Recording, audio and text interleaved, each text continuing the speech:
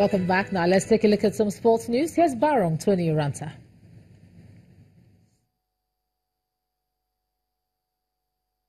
Betway, the premium online sports betting experience, is now live in Nigeria.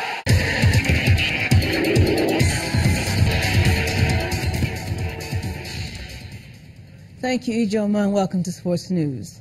The Nigeria Professional Football League side, Kwara United of Ilorin, has mutually agreed to part ways with its technical advisor, Coach John Obu, following the not too impressive performance by the club this season. The club had handed Obu a 3-match ultimatum to end the winless run at the club, following a 1-0 home defeat against Rivers United on match day 10. The club is expected to appoint a new technical advisor in the coming days, with former Niger Tornadoes coach Abubakar Bala highly tipped to replace the former under-17 national and under-20 coach. Kwara United are currently last on the table with 11 points from 12 games. Meanwhile, Super Eagles midfielder Garba Lawal says playing at the World Cup is every player's dream. He, however, warns that any player who will make the final 23-man list must handle every match in the group phase of the World Cup with all seriousness. Mr. Lawal is confident the team can advance from the group phase that parades Argentina, Croatia, and Iceland. And elsewhere, Manchester United manager Jose Mourinho has slammed Frank de Boer over comments the former Crystal Palace manager made about striker Marcus Rashford. The Dutchman de Boer said that over the weekend that it was a pity the 20-year-old who scored both goals in United's 2-1 win over Liverpool plays under Mourinho, prompting an angry response by the Portuguese at the press conference ahead of the Red Devils Champions League last 16 second leg clash against Sevilla at Old Trafford. Tennis now in 4th seed Alexander Zverev has been sent crashing out of the BNP Paribas Open by Portugal's João Sousa. Zverev held breakpoint over a 5-1 lead in the final set, but Sousa fought back, winning 5 games in a row to seal a 7-5, 5-7, 6-4 victory. 6th seed Juan Martin del Porto had no trouble advancing to the 3rd round.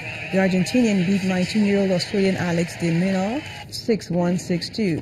2nd seed Marin Cilic also progressed with a 7-5, 6-3 win over Martin Fucsovics.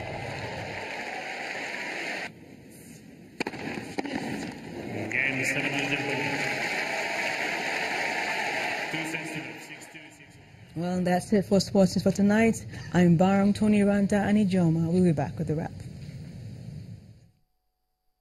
Betway, the premium online sports betting experience, is now live in Nigeria.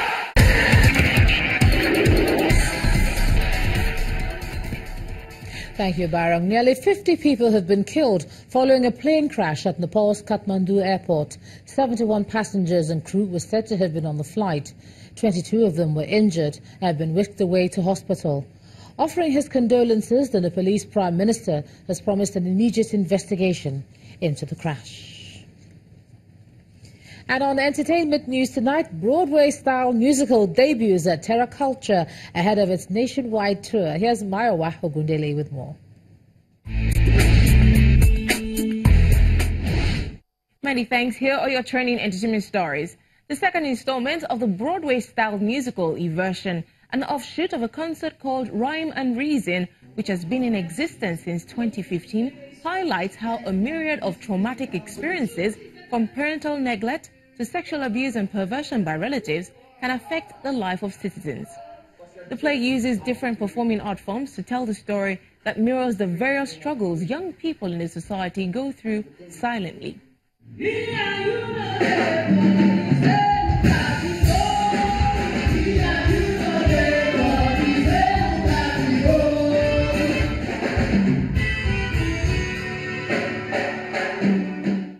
On the movie front, election sensitization takes center stage in new movie Dr. Mekam, directed by Ike Nebwe, starring Kalu Ikagu and Obi Olebara, amongst others.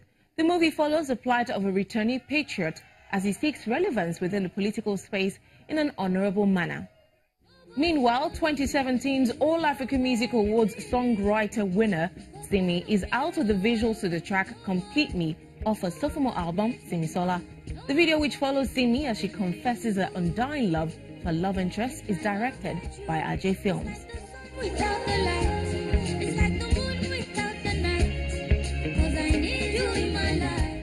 And that's all for tonight. The news at 10 continues shortly. Thanks, Mayowa. And the main news again. United States Secretary of State Rex Tillerson today visited President Muhammadu Buhari in Abuja with a promise that the U.S. will continue to support Nigeria in the fight against insurgency.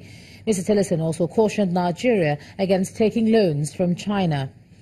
Also today, President Buhari paid a condolence visit to Benue, where he was surprised that the Inspector General of Police flouted his orders to relocate to the state following the spate of killings. And that's the news at 10 tonight. Thanks a lot for staying with us. I'm Ijoma Onyato. Do have a good night.